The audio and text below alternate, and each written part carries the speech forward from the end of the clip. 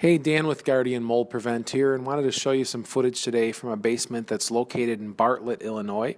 This is a basement that a few inches of water got in. The water sat for quite some time, and then the water was removed, and we've got the leftover problem of having mold.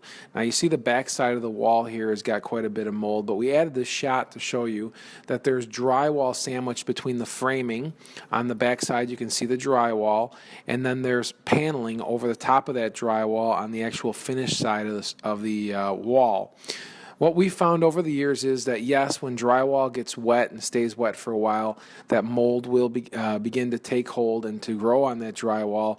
But ultimately, when you have paneling over the top of it, the paneling is a little bit more resistant to mold growth. But once you peel that layer of paneling off, the same thing would go for trim or baseboard at the bottom of a wall. The mold growth is far more intense between the paneling surface and the drywall surface that's sandwiched in between, because it just does not dry out very readily once it gets wet. Now, when we walk into a project, we classify materials as our first step. So we look for porous materials. Those are things like drywall, trim, insulation, fiberboard that is affected with mold growth. And then we have semi-porous materials, which would be your wood framing members, and then non-porous materials, which are essentially your concrete products, your foundation, walls, and floor.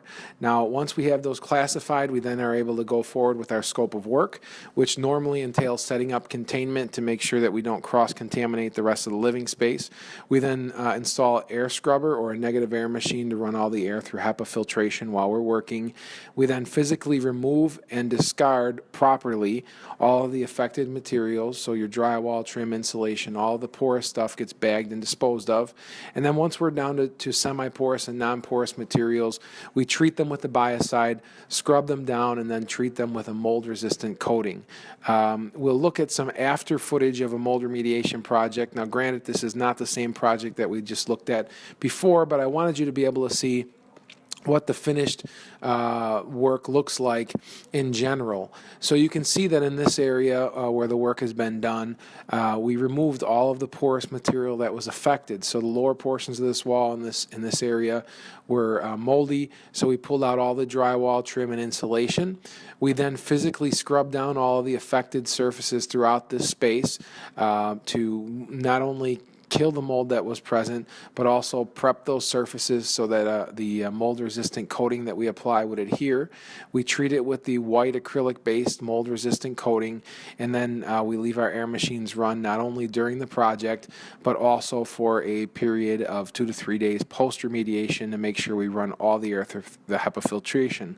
Now, you're looking at some footage of the machine. We'll also look at a still photo. This machine is what will set apart a mold remediation contractor, someone who's certified and insured to do that type of work, from Joe Handyman, who says he'll come in and rip out your moldy drywall. This machine is meant to make sure that we not only address all the surfaces that are affected with mold growth in a living space, but also when that work is being done and we're lofting all those spores into the air, we make sure we pull them back out with this machine and leave your air quality at an acceptable level to live.